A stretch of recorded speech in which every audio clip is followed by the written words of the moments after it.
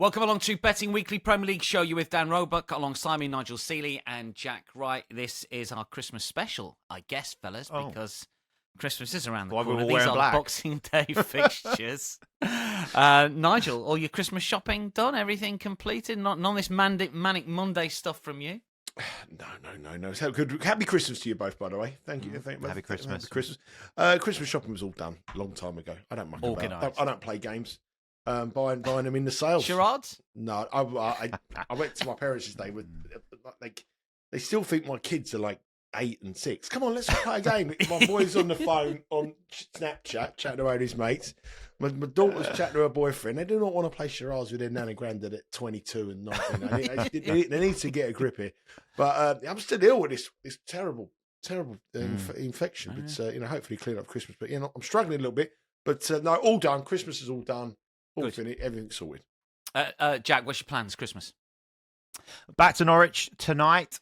And what a present that is, the gift that keeps on giving. Yep. Mate, honestly, I know. That's right. I get my passport stamped again back over the border, so that's all good. My missus has adopted a young dog for Christmas, and beyond, of course. I'm going to say, it's not just for Christmas, Jack. Come on, it's for life. Yeah.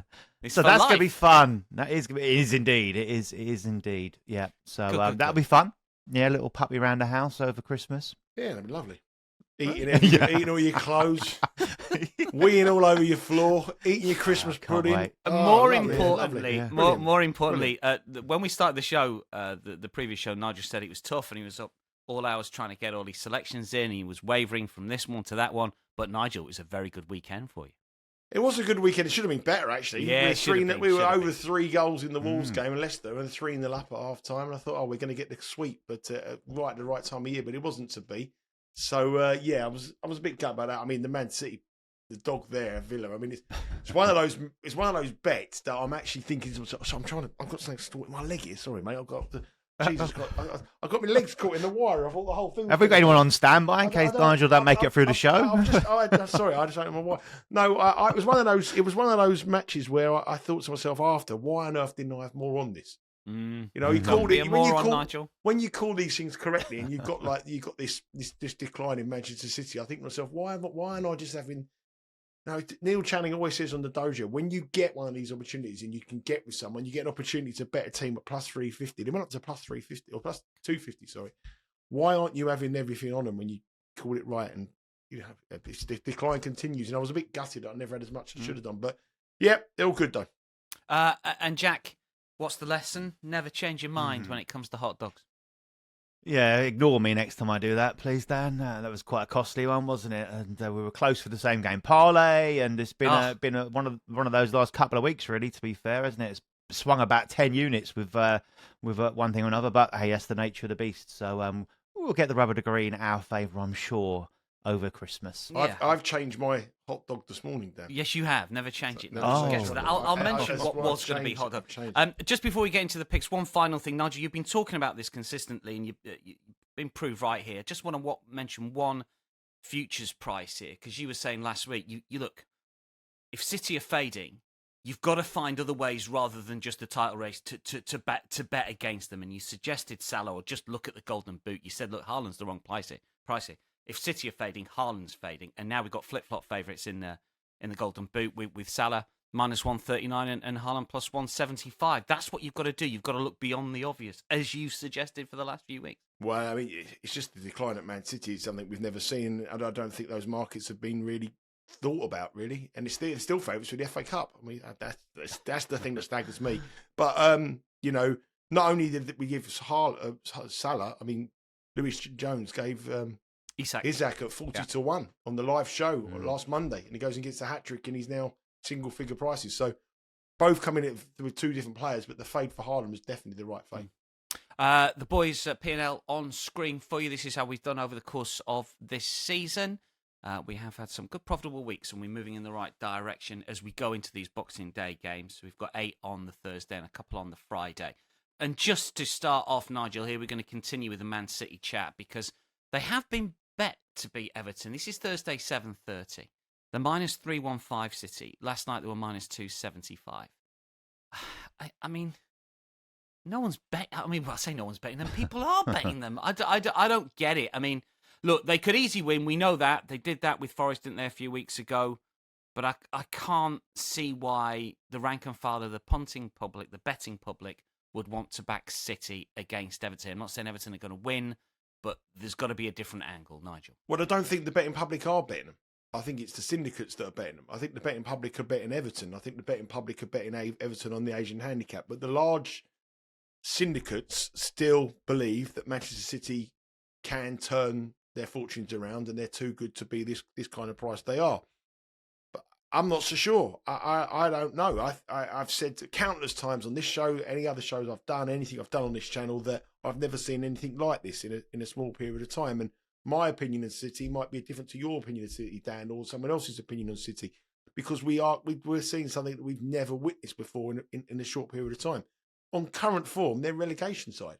Only Southampton have got a worse record since November than Manchester City. They've only won 3 from 12 matches this season, and they were very fortunate to lose just 2-1 against Aston Villa. I mean, they could have been 1-0 down after a minute. It's something that we've never seen. They've got massive injuries as well. Virtually a whole back four's out. I mean, Stones is out. I think Ake's out. Diaz is the last one, wasn't he? Yeah. Akanji went off. I think Lewis is suspended as well. Rico Lewis is suspended, I think. So they've got a whole host of defensive problems. They've got a whole host of problems off the field. They've got a manager who to me doesn't look like he's interested. He doesn't know what to do. He's got absolutely he's never been in this situation before. You know, when you're at the top of your game and everything's going your way, you're not used to doing anything like this, and you need a bit of a change of fortunes or change of plan. I don't think he really knows what to do. And at the moment, not only are Man City's, their season is all over, but Pep's legacy is at stake here as well. I mean, people talk about the greatest manager ever. Now you judge yourself when you go through problems as well, and he doesn't seem to be doing anything. So there's a whole host of problems here. I was going to go for Everton double chance as my hot dog at 2-1. That was my hot dog. But the fact that they're so dull, they're hard-working, and the fact that they haven't got no goal threat at 2-1, I talked myself out of it because I thought, I just cannot bet Man City at the price. They're a fade at the price. I think if there wasn't a stronger pick I liked, or a couple of stronger picks I liked here, I would definitely be going with Everton on the handicap, because we know Everton aren't going to concede many goals. We know they're going to be defensively strong. 4-0-0s in their last 6. They've kept 5 clean sheets in their last 6. They've only lost 2 in 13 matches, Everton. They're up against the Man City side. They've only won 3 in 12. And you can get, they were almost 8-1, 9-1 from to win this match. I know what a lot of people I know will be doing. They'll be betting Everton blind in this match because the problems at Man City are so great. I want to fade Man City. I will be fading them in some capacity, but I think there's better opportunities this weekend. But I will definitely be fading Man City in this match. I think the way I probably will do it, we're getting with Everton plus 1.5. But there's big problems at Man City, as we are well aware of. And I don't see any change in fortunes in this match. I think it'll be another disappointing match. I think Everton, the way they're playing at the moment, will frustrate them. And the worst team you want to be playing when you to be frustrated is Everton this current time. So I think it's a tough afternoon for Man City again. I mean, this is it, Jack. Give us your thoughts on this. You've got to lean. I know, but all the modelling that those syndicates do, it's almost like, well, I look back on prices, last year, the year before, they were a lot shorter.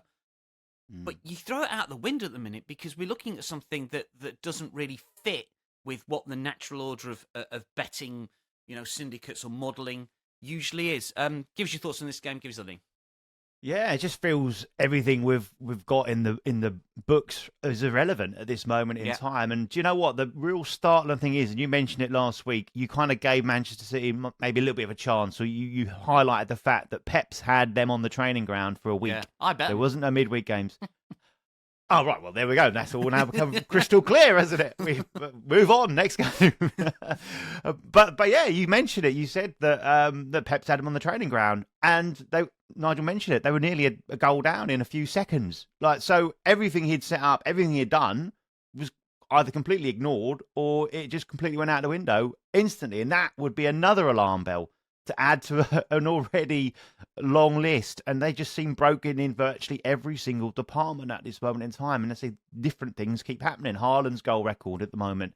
Is it because he's just been flogged every single week? He's in the team. He's 90 minutes every game. He's not had the chance to rotate. He's a big lad. He's normally a little bit susceptible to injuries and fatigue. And I think we're just seeing that from him as well. And over the years, you've seen Pep get rid of players, they move on, and there's just someone better comes in. It's seamless transition. And now people are going, hang on, they could have done with Cole Palmer playing here. They could have done with Morgan Rogers, who we highlighted last week, that he was going to drive through that tired Man City midfield. Alvarez, what a miss he is at this moment in time. He would be playing. He'd be like potentially a difference maker. And at the moment, you're highlighting these players that they've let go over the years, or over the last few months, and going, wow, they would improve this side at the moment. So, yeah, for me, my lean on it is on the under goal line. As I say, on the Asian total, for much of the same reasons that Nigel touched there. You want to get with Everton, but they're just so blunt that you go, how are they going to manage to get that edge? You could see other sides have got that dynamism. I tell you what I would look at is that I watched the highlights of the Everton game, and a couple of their midfielders were driving through. So have a quick look at Doucouré and Mangala were the two that were with the driving forces, and that's where Man City's main weakness is at the moment. So possibly look at their shots on target or even a goal from range from them. That's possible. But yeah, I went under 3 Asian total because I just can't see there being many goals in it. That's -118. I think that's a decent price. Dan, I know we're going to go long about this match compared to others, and I know you're worried about the clock on this, but I think it's very important. This match is I think it's the most talking point of the whole of the Premier League, so I think it deserves a little bit more talk about it. But we're talking about matches in future, and we're talking about where you can get with Man City, and we're highlighting about it. I can't believe that Paris Saint-Germain are +165 to beat Man City side at home in the Champions League in 2 or 3 weeks' time. Absolutely, if they're carrying on like the way they're carrying on, Man City, they're going to be -110 favourites to beat them. I mean, they're in absolute. This is in Paris as well, isn't it? And it's a must-win match for Paris. I mean, it's absolutely crazy. And also with Jack's playing about these players, those players that are coming in, they could have gone off the ball because there's something wrong here. I don't think it's about the players. I think you could have the best players in the world. They've got the best players in the world, but they know their fate in this point statistic. That's what's going on here. There's something much, much more deeper than this. And Pep could walk by the time that match starts because his legacy is under threat here. They're a sinking ship, big sinking ship, and you're getting huge value. I mean, you come down from Mars and watch them 2 matches, and someone said 8-1 Everton, and you'll be going, where do I get my odds on? My zonks on? Or whatever currency they use in Mars. I think it is still Zods. Is it Zogs? That's Imperial. They've gone metric now. They don't use Zods anymore. So things have changed. Life on Mars. That is a great shout about Paris Saint-Germain. You've got as you say, you go down avenues and you look beyond, what you see in the next game. You try and work it out. And it might be FA Cup, could be Champions League. Good spot from Nigel. So that's City Everton. It's the early game on Thursday, 7:30. Give us your thoughts in the YouTube comments as well. I have some really good comments over the course of the last few shows. Keep them coming. What do you think? How are we fading City? Who we betting against them? Newcastle Aston Villa next. 10 a.m. on Thursday. Newcastle -118. Villa +290. Draw +285. Newcastle have been good at home against good teams this season. And after talking about their main man right at the start of the campaign about, we're just going to back him every week, and we sort of did, and then we didn't. We finally cashed. Well, it was a lean from your good self, Nigel, with Isak. This time it's an official play. Yeah, it is. We joke about it, but I think he's one of those players in the top classes of English football in the Premier League, top goal scorers who you still get very, very attractive prices about to score goals. I mean, Haaland is going into this match. What's he at the weekend? -220 at the weekend against Everton. I mean, would you bet him at -220? I mean, absolutely. He could score a hat-trick, but it'd still be the worst bet in the world. But Isak here is +110 to score at home to Aston Villa. This is a match that historically has had goals 5-1 and 3-1 last season in this fixture, in these 2 fixtures. Sorry, Isak scored in two goals in the match last year as well. He's on fire. I mean, he's playing unbelievably well. I mean, he's a top striker. I think he's a real threat to be the top goal scorer in the Premier League. He scored a hat-trick last week. He's made his best performance in a Newcastle shirt as well. He scored 16. There's been goals in these matches whenever they play, and he's on form. I mean, he's got 10 goals in his last 11 matches. So you can get plus money. And this is a match where I think there'll be goals in it. Newcastle at home are in great form. They've been scoring goals for fun. They've won their last 3, scored 11 goals, scored 16 goals in their last 5. Isak is on fire. If they do well, he does well. He's got a much better record at St James's Park than he does on the road. So when he scored a hat-trick on the road, that was a good thing for him as well. to say so he can score away from St James's Park. But I think Newcastle Villa will be a great game. I expect a big second half of the season from Newcastle after what was a disappointing first half, but they've come good in recent weeks. And I think Isak will be strong here. And at plus 110, I think it's a tale of two strikers. Isak on fire, plus 110. And Ollie Watkins dropped by City last week. Not dropped by Aston Villa for the Man City game last week. And without him, I still think they lack a little bit of a goal threat. So I'm going to go for Isak to score as my 1U pick at plus 110. Plus money. Plus one money for a guy who scored a hat-trick last week is a big price. Now, Jack, you've got on the three-way spread here.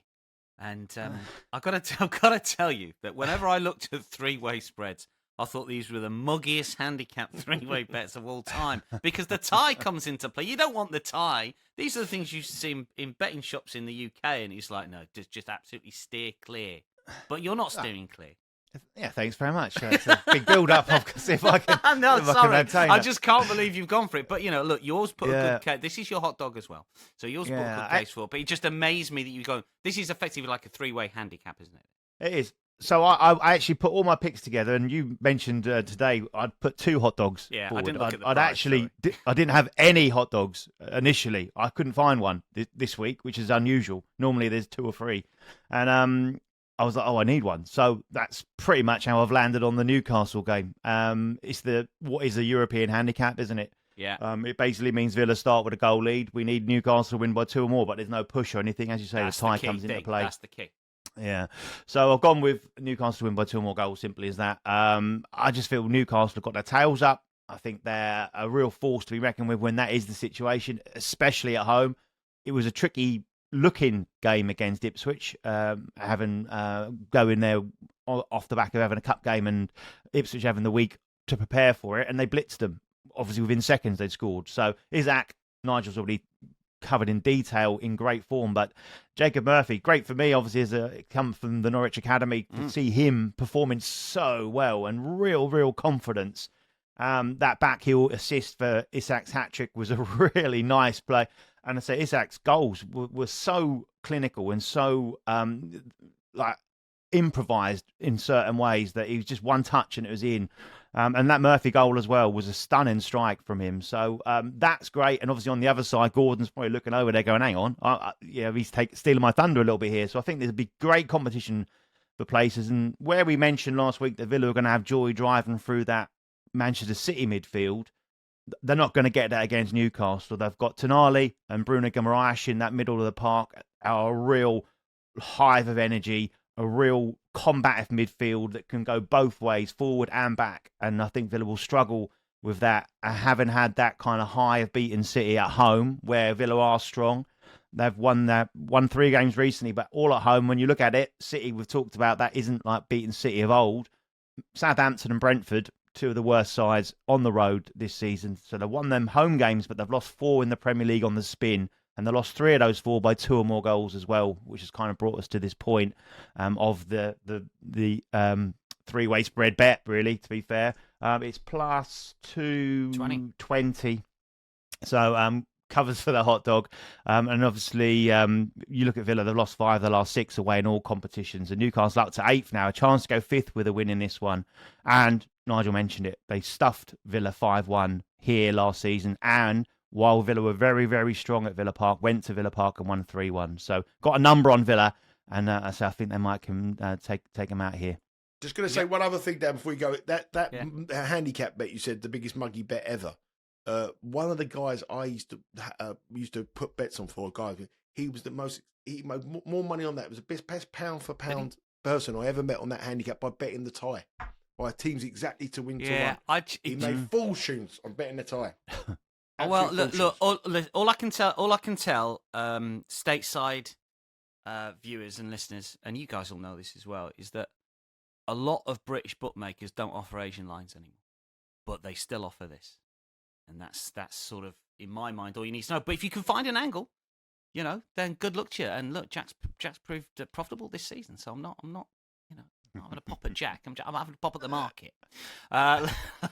Let's go to Forest Spurs here. Forest plus 140, Spurs plus 180. I mean, you've got to laugh at Spurs, haven't you? We're going to get Jack's 2-unit play here. What I thought was quite interesting here, Jack, was, look, Forest ranked 15th on expected goals Spurs third. But obviously Forest are higher than Spurs in the table. You've got that sort of Nuno's controlled nullification, as I've called it, or the chaos of Ange ball here. We know that they can get results, and plus 180 for a team that's won at City, but we don't know what that form is worth anymore. It's a difficult one, this, for me. You are centering in on Forest performance here. This is your 2-unit play. Yeah, like a bit like every attack in the Premier League at the minute. I just want to take on this Spurs defence. Simple as that, really. Absolute carnage again yesterday. 6 goals conceded at home. I was tempted with the Forest at plus money at home to Spurs just to win. But that element of what you're going to get from Spurs, and they click going forward. We saw them yesterday. They still scored 3 goals, but still got battered. I think the one thing that is consistent with them at the minute is because of more than one reason they are conceding goals.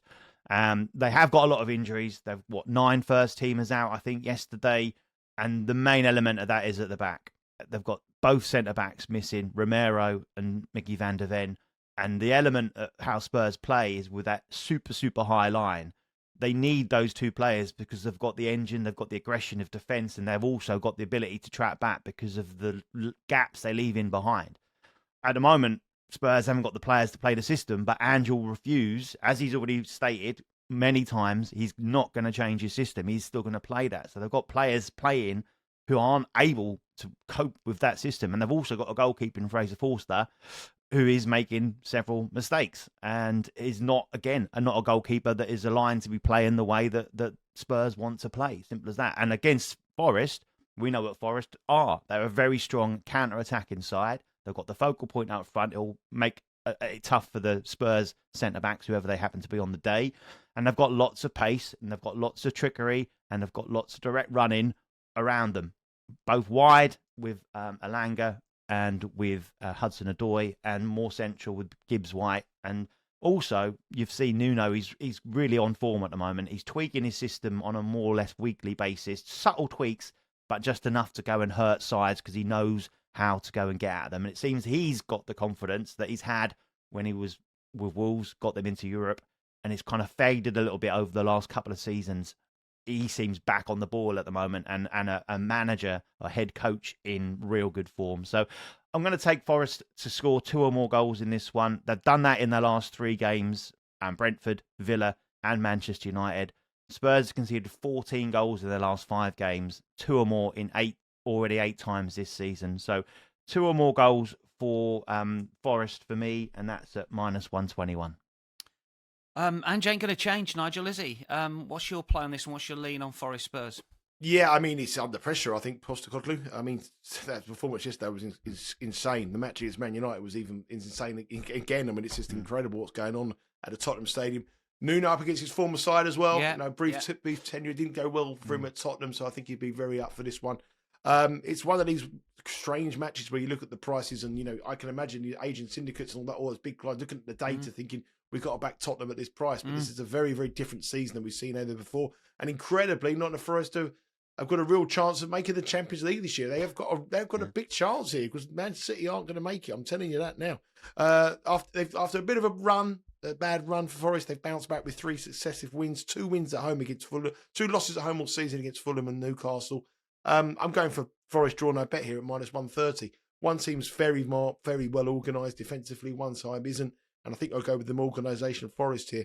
I think it's a good time to take on Tottenham. The statistics doesn't do Tottenham many favours because not Forest many favours because they haven't won in the Premier League against Tottenham since 1997.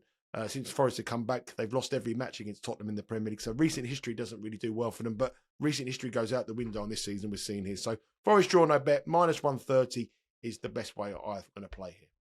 They're 10-1 to finish in the top 4, incidentally, with Bet Rivers Forest, as are Bournemouth, which is another Thursday 10 a.m. game, Eastern. And Bournemouth are been back just a little bit, minus 117 now against the Palace side, who I thought showed a bit of ambition against Arsenal, but still got beat. Both seem to play on the front foot. Nigel's 2U play is coming our way at Dean Court. What do we like? Well, just before we move on to Nottingham Forest bit, we come to the end of the year, and I've got to put my hands up to the most ridiculous statement of the year so far. The Nottingham Forest may get relegated this season a couple of weeks back. And I think I must have had the week back on the Stellars that week. I apologise for that one. But anyway, Bournemouth v Palace. I'm going to go for Bournemouth here. I've been really negative for Bournemouth, and someone gave me a little bit of criticism. Saying, they did. What have you got to do to be impressed by Bournemouth? Well, going to Old Trafford and winning 3-0 sort of turned it around for me. I know that Man United are in a dismal form at the moment. They're not the Man United side of old, and they're in a transition period. But that performance I thought that was a very, very good performance. And I like what I see from them. I think they've got a manager who's going places. I wouldn't be surprised to see this Bournemouth manager possibly be moved in the betting to be the next Man City manager. I know they look for bigger names, but if there's another season here and does well and he forces him into the Champions League or potentially European football, he's going to be sought after, and there could be a job coming at the Etihad, and Aronia could be one of those players there. European football is a big, big possibility. Unbeaten in 5, 4 wins, 1 draw. They've beaten United, Tottenham, Arsenal, Manchester City this season. A couple of them at home, a couple of them on the road as well. And I know Palace did all right. You said they had shown ambition, but I thought they looked leggy. And the reason for my bet the other night was because the same players have played in a quick game against Arsenal in the Cup, and then again. They've got to play again, the same players again. And I think they've played a lot of football in a short period of time. This is all about fitness. This is all about key players coming in. And they don't have the squad. They've got injuries as well. Eze's still out. Wharton's obviously a long-term casualty as well. Big players. And I think Bournemouth are really going somewhere. And I think they're going to be a top 6 side this year.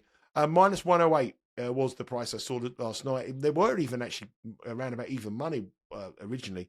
But now we say minus 111. 117.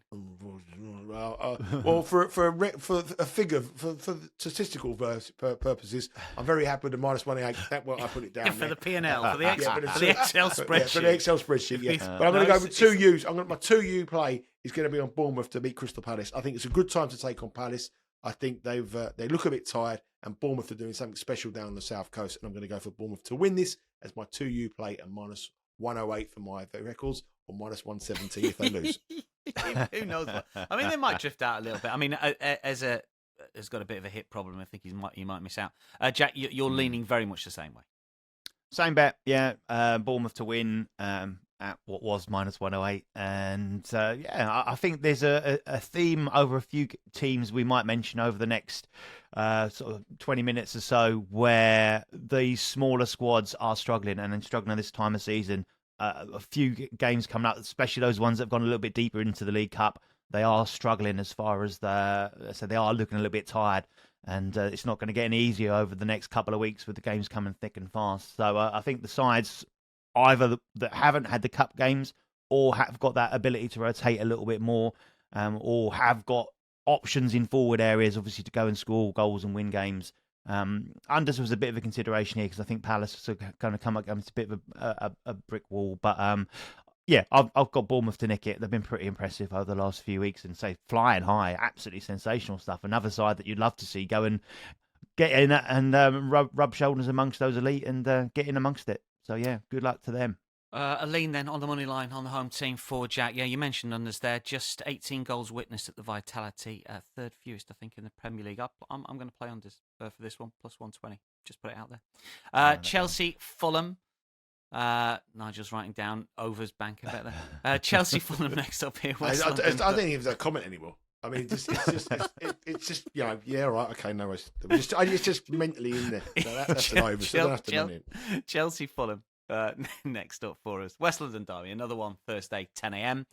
Chelsea minus 235. There's been a little bit of money for them. Jack, you have got your 1 unit play on this one. A little bit surprised, maybe because Fulham have come with a low block against Arsenal and against Liverpool. Obviously, they had to fight against 10 men against Liverpool after Robertson sending off, so slightly different. I don't know. Chelsea couldn't find a way beyond Everton. I'd be looking at maybe getting with Fulham, but you're not. No, I'm glad you're full of confidence in all my selections so far this week, Dan. It's a good, perfect confidence boost after a tough week or so. But look, I'll be honest, I found this the toughest slate of the season so far. But I've gone with Chelsea, and both seem to score in this one. Do I think Chelsea win? I do. Won 9 in the last 11 against Fulham. They've got a very good record in this particular fixture, which obviously is a very, very local derby. That was across all venues. They've been very good. Look, we've talked about Chelsea a lot this season. They have been very, very good. They've not lost at the Stamford Bridge, their home, since Matchday 1, which was against that Manchester City side, who were quite good back then, I think. Since then, they've won 4 of the last 6 as well on home soil. So again, we know we're getting a really strong performance from them. It was 5 wins on the spin in the league until they come up against that stubborn Everton side that blunted them. Saying that, Jackson had a couple of chances, hit the post. Pickford made a couple of decent saves as well, so that could have completely turned the game. An early goal for Chelsea in that one, but there we have it. Prior to that, I say eight wins in all competitions on the spin prior to that Everton one, so they can get back at it. And it was very unusual for both these sides to blank the weekend. We've seen them both had 0-0 draws, didn't they? So I'm hoping that's out of their system now. So both teams to score has landed in 4 of those 5 league wins for Chelsea. So they have been conceding goals. We've talked about it as well. Chelsea's title challenge is possibly a bit weaker because of their defence. The goalkeeper, saying that, Sanchez had a great game at the weekend. Tosin as well was a decent performer, but I think they do tend to concede chances, and I think Fulham have got more ability. Obviously, we talked about Everton to go and take a couple of those as well. You look at the win for Chelsea. At the time I put my notes together, it was minus 240. But the both teams to score element of this boost this bet to plus 130. So that's my 1 unit play on it. I think Fulham were thwarted by Ramsdale, which was big for Southampton. But I think they should have won that game, but for a couple of really good saves from him. Prior to that, had scored in their last 15 Premier League outings. So I think they can get on the score sheet here, but I think Chelsea nick it, as has been the case in recent games between these two sides and also over recent weeks for Chelsea. Nigel, what you got for us, West London derby? Yeah, I'm very exactly the same as Jack, actually, believe it or not. Both teams to score yes is minus 190. It's moved. So that's a very, very low price to be able to take. But if you boost it up with the Chelsea win, it now actually gives plus 128. So I went for that. Battling performance, Chelsea against Everton. Tough. Everton's going to be very, very tough for a lot of places, people this season. I think they're going to be grinding it out, getting in and trying to get those points to survive. And I think it's going to be very hard to break them down. They had all the possession, but they couldn't score. Very similar story for Fulham. A lot of possession against Southampton, couldn't score. I think this will be a very different game. I think it'll be very open. I do expect goals. Chelsea unbeaten in 12 at home this season. They've only lost once. It was on the opening day against Manchester City. Fulham only lost twice on the road all season, both in Manchester City and United, when both of them sides were a lot better than what they are now. And on the road, they scored 9 in their last 10. So it does. I expect it to be a good match, this one. A 3-1, 3-2 kind of home win for Chelsea would be my way of thinking. But instead of going like over 2.5 or over 3.5, which 2.5 is low, both teams to score yes, and Chelsea to win boost it up to plus 128. A couple of quick fire leans from your Southampton West Ham. West Ham are favourites plus 112 away at St Mary's. Saints at plus 240. Ivan Juric is in charge, I think, for this game. He won his first game in charge of a club at Serie A, Serie B, Serie C, and Coppa Italia. What about in the Premier League? A couple of leans. Nigel, you can go first. What you got, Saints, West Ham? I'm leaning towards West Ham, plus 110. I think West Ham are showing signs of improvement. They've got their team back now. They've got the striker and Fulkirk up front, who makes a massive difference for them. I think they'll go on a good run, actually, West Ham. I think they might go up the table. I think Lopetegui's gone through that area of he's a minus 800 favourite to lose his job he was last week. I had a bet last week, 66 to 1. I always do it this time of year, 66 to 1, no manager to lose their job. I think that could be trading around 20s very quickly. But I'm going to go for West Ham to win this on the money line, plus 110. New manager. I know they got a draw against Fulham, but they didn't play that well. Fulham should have won, as Jack said. Ramsdale pulled off a couple of world-class saves and only one win of the season. That was against Everton. Since then, 6 losses and 2 draws. So I expect West Ham to win this, a plus 110, take the pressure off Lopetegui going into the new year. Jack? Yeah, I think Southampton's still impossible to back. Obviously got a new manager in. The last couple of games they've looked to try and maybe work a little bit from back to front, cut out the errors, keep it a little bit tighter. Having Ramsdale back is massive for them. We saw that at the weekend with his special four-fingered glove. But I think Saints lose without him at the weekend. That's without a shadow of a doubt. So, and I think also in West Ham, they've got Lucas Fabianski in really good form as well. So I went on the unders here, which I think is quite a decent line. Under 3 Asian total. I can see West Ham nicking it or being maybe like a 1-1, something like that. But under 3 Asian total at plus 102. I thought it was a good price for two sides that aren't quite firing going forward. Wolves against Manchester United is slightly later, 12:30 Eastern, 5:30 local. Wolves plus 290. Manchester United are minus money here. Nigel, your hot dog comes here. United have won the XG battle last 5 games in all competitions, but only won 2 of the games. Metrics to a certain extent would suggest they've been unlucky against Spurs and Bournemouth, but they keep giving up big chances to the opposition, and it's going to take a little bit of time with Ruben Amorim in charge. What is the hot dog? What's the big price play from your good self? My hot dog is Wolves to win on the money line at plus 290. I'm surprised at that price. I really am. I mean, Manchester United were awful. I know they can have all the chances in the world and all the possession and all the metrics, but you can't put the ball in the back of the net. You've got big problems. I think it's all about survival this season. Just get through this season and then clear out everything you want at Old Trafford and start again next year. And I think that's when the new manager is going to be judged. And I think it's just like, go and have a go, see where we get on this season, win a few games, lose a few games. If we can get to sort of push ourselves into a European position or maybe win the FA Cup, that's going to be tough against Arsenal, or do well in Europe, then we've got a chance. This is good. But I think just get to the end of the season, clear out, tell the system you want to play, look at the players you want to play and take it from there. For Wolves, it's all about the here and now. They've got to win. They've got to win.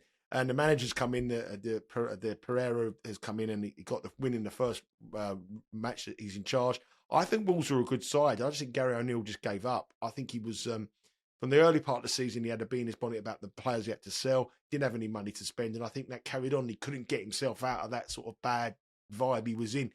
He was moody in press conferences, and I just think he just had enough of the position, and he wanted to go in the end. So I mean, I could be wrong on that. I mean, nobody wants to lose their job, but I think he was in a rut, and he's just so angry that he didn't have the money to do. But I think they're a good side.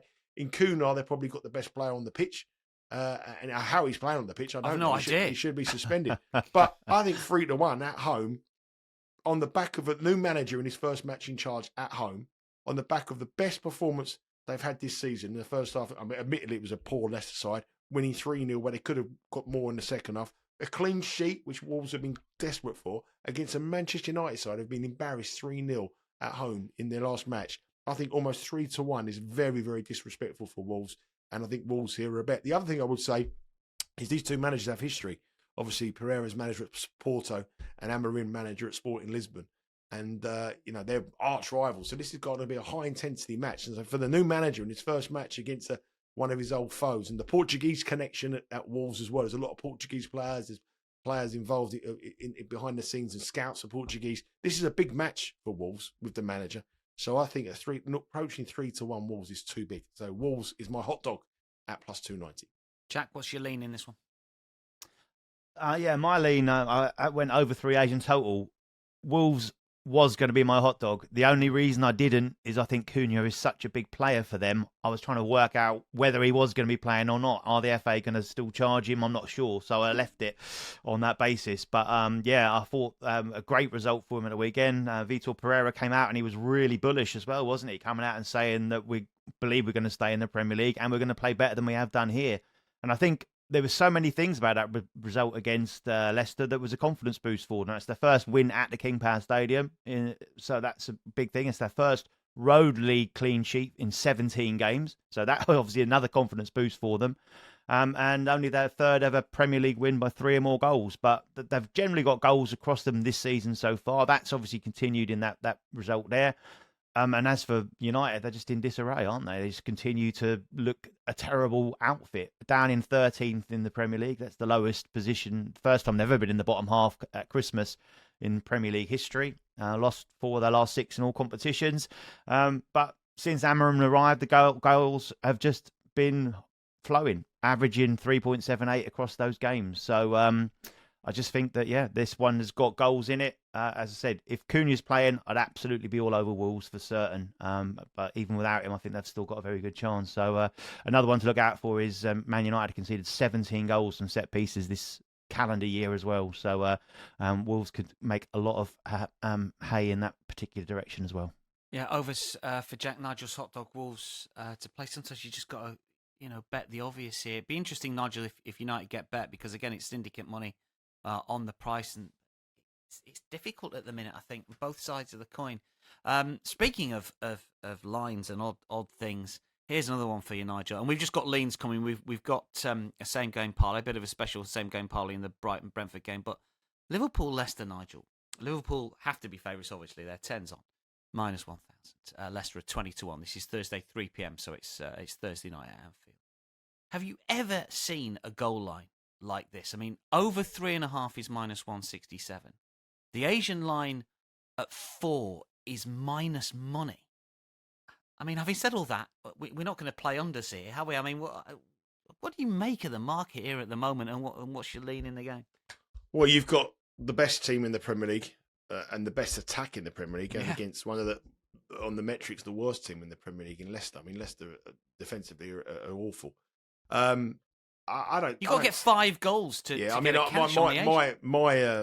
my opinion would be to just. I would definitely be going the unders on the under 4 if I had to, because I look at upcoming fixtures and I think Liverpool, they've got to go to West Ham, they've got to play Man United, which is always a tough game.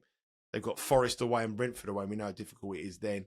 So they've got quite a difficult run of fixtures, and then so it doesn't really matter for them to score 5. I don't think this league's going to come down to goal difference. I think just a win is great. I think it's an opportunity to give players come off the bench, go 1 or 2 and up. So my first reaction is always to go under when I see these goal lines. But when you look at the stats and you look at recent matches of Liverpool, then you can see why the price it is. I mean, Liverpool have conceded 2 against Southampton, 2 against Fulham, 3 against Newcastle, 3 against Tottenham, and they're unbeaten in those matches.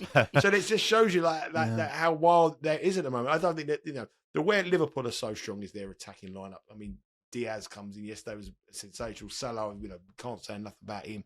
Nunes isn't doing it, but he's always there, capable of. Jota. I mean, they've just got goals from all across the pitch. And this Leicester side is just defensively are all over the place. This is the best team in the Premier League against the worst team in the Premier League. I said Liverpool are going to win. It's a question about how many and how you want to play this. The Asian line is 2.75 as well, so they've got to win by more than 3 goals. You've got to win by 4 goals for you to actually cash on that. To full cash, 2.75 is the Asian line. So the 3 goals is only half a win. Cash, yeah. Full win is a 4-goal winning Liverpool margin. I don't see why that Liverpool will win by 4 goals, and I don't see why the games are why the goals are that high. I wouldn't bet them. The bet for me here would be both teams to score. Yes, -122. Liverpool are conceding goals, but they are scoring a load of goals. I think that's a much safer option than to be betting 5 goals in the match for you to cash on the totals and a Liverpool 4-goal margin for you to win. So both teams to score, yes, at -122 would be my bet. And if you want to put Liverpool in to win it as well, to boost it up, you might get closer to -110. So that would be my way. Jack? Yeah, the same thought process is like you look at those lines and you just can't play them really either way. Sometimes you see a big line, don't you? And go, yeah, we can go under, but then you go, well, would I want to be taking that? No, I wouldn't. So I felt much the same. Reasoning is that I'd fancy Liverpool to look to get this job done, move on, West Ham away. It could be anything, to be fair, the scoreline, but I'd expect them look to get off to a quick start, say get the win under the belt, and then start taking players off and rest them. And I think Salah's something like nearly -300 to score in this one, isn't he? So, he'll obviously still, now he's gone in the head for that, he'll look to try and get some goals, but you can't be backing him at that price. Whatever angle you look to take on, it is pretty hard to get a decent one. So I went -1 first half Asian handicap. That price is even now. That's been crashed as well. So it's virtually impossible. But you look at Leicester's last 3 away, 1-0, 2-0 and 3-1 at half-time. They've been losing. And they've been losing the last 3 at half-time under Ruud van Nistelrooy. And they were 3-0 down at home to Wolves at the weekend. So it doesn't look good, does it? Coming up against this absolutely lethal Liverpool machine, which has got goals across the whole section. So yeah, tough one to play. Liverpool -1 on the first half Asian line for Jack. So 2 goals or better, get your cash. 1 goal lead at half time would be a push. -137 sounds like it's gone a little bit shorter. Let's rattle through the last two games then. They're both on Friday. We've got a same-game parlay that Nigel was scheduled to do, but Nigel only just finished the dojo ahead of recording the EPL, so you had to defer. And I had to get my darts bets on as well. That was important. that was important. So what have you done? What have we done with this SGP? I know what it is. Well, producer John. Nigel, just explain to the viewers. Producer John. Now, let me tell you something. Producer John has always told me that he does his same game parlays and he's very, very good at his same game parlays. So I've given him an opportunity to showcase his talent. All right.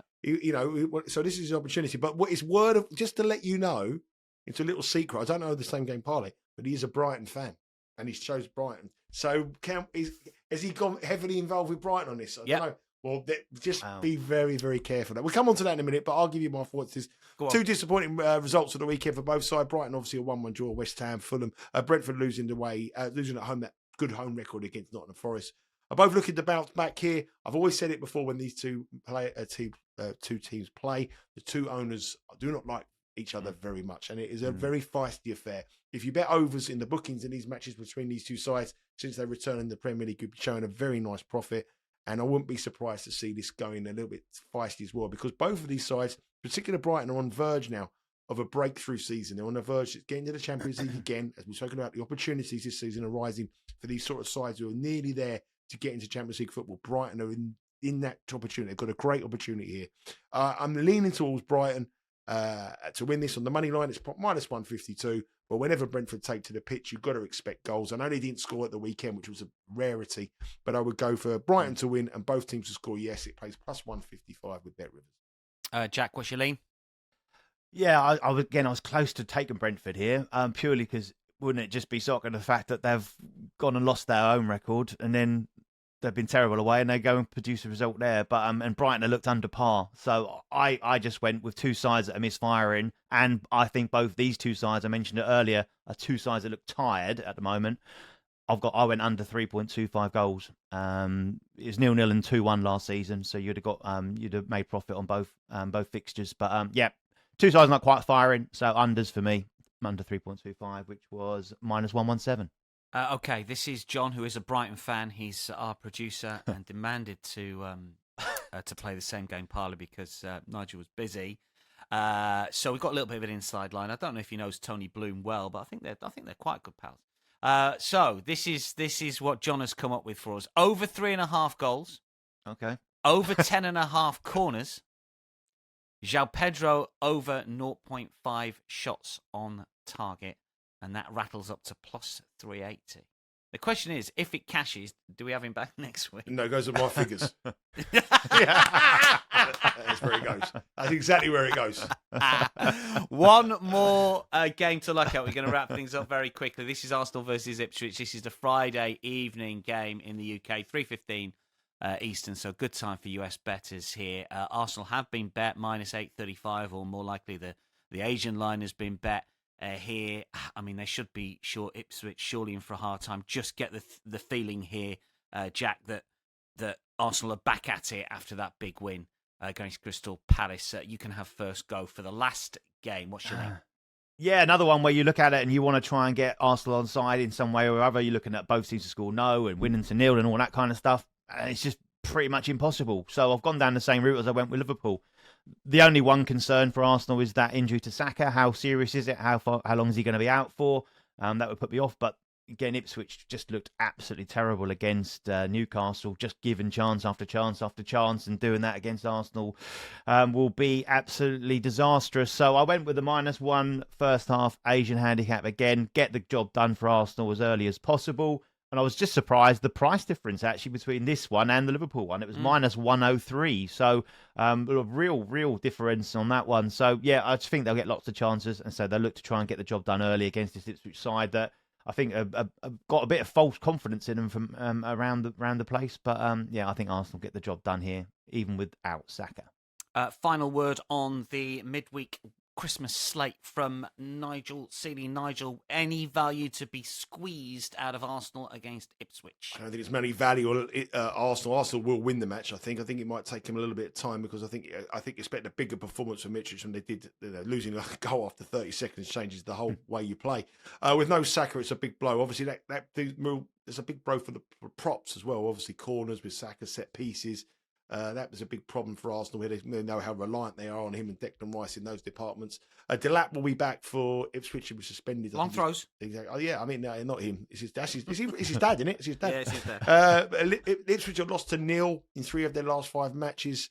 I would expect Arsenal to win this to 0. I don't think Ipswich will score. But even that, when you look at the Bet Rivers money line, Arsenal to win on the money line and Ipswich not to score a goal, that's only minus 180. So that's no real value for me. So I just looked at Arsenal to win 2-0 and 3-0. If you bet them combined, it pays plus 225. That would be the way I play it. I do see nothing says nothing says Christmas like Jesus scoring 5 goals in 2 matches. Though that's another thing. We know we're in the Christmas period where Jesus getting 5 goals. Amazing, biggest comeback from him since Easter. But there you go. To 5 goals. Arsenal plus 350 for the title, incidentally. Just very, very quickly. Is it now a 2-horse race, Nigel? Are we biffing Chelsea off? The plus 650 now? I don't think you can biff them off yet. They only drew with Everton. I think teams are going to drop points at Everton this season. I think there's some tough games coming up. I just went through the Liverpool fixtures. They are in the driving seat. They are scoring goals. But they have contract problems with those 3 key players. And that could change things in the new year. But I think we're going to go. We're still having an exciting title race. I think we will. Just one thing I was going to say, I mean, I had a good week last week, but this year, happy Christmas to everybody who watched the show as well, finally. But I had a good week this week. But for the last season, that Jack has been carrying me really out for that season. So I just want to say, I know exactly how he feels, but you can't see it. I've got my Father Christmas outfit on it. I've got my what the hell's going on? I've got my legs here. I've got Father Christmas. You can't. I'm carrying him. I was going to. That's what I was putting on down there.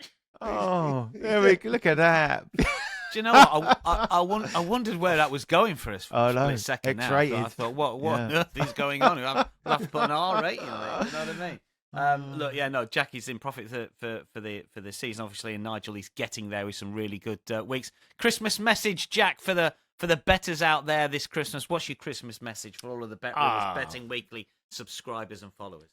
Yeah, absolutely. It's been fantastic seeing the followers grow and the interactions grow as well. And it's been great speaking to so many of the our viewers and listeners. So wish all of those a very, very Merry Christmas. Have fun. So much sport and action across the Christmas campaign. So like we say, gamble responsibly, but just make sure it's loads and loads of fun. And keep following us across the channels, and we'll look to keep doing the business for you. Yeah, Nigel, what's your Christmas message? My Christmas message is: don't worry about the opposition. Just keep fading Manchester City. We've got Everton, Leicester, West Ham, and even Salford in the new year. Just keep fading Manchester City on any market, any future market. And my biggest message for you is: get yourself now straight onto the Bet Rivers website and get betting Paris Saint-Germain at plus 160 on the money line to beat Manchester City in the Champions League in the new year. We are running really long, but just one final thing. Nigel, what can we expect on Boxing Day live on Betting Weekly? Oh, yeah, we've got a betcast. So live, all the Premier League games kick off at 3 o'clock local time, so 10 o'clock Eastern time. Yep. And myself and Steve Wish will be giving you all the team news, going through all the bets as they happen and giving you all the best in-running bets and prices brought to you in association with Bet Rivers. Brilliant stuff. That is a wrap for Betting Weekly. Premier League show. We'll be back Thursday for more picks, plays, hot dogs. Or is it Friday? We're back. We're back on Friday. Soon. Friday. Live show, 11 a.m. every midweek day, bar Christmas Day. Follow us at Because We Win and subscribe to our YouTube channel. From all of us for now, though, happy Christmas. Have a good one. We'll speak later this week. Merry Christmas.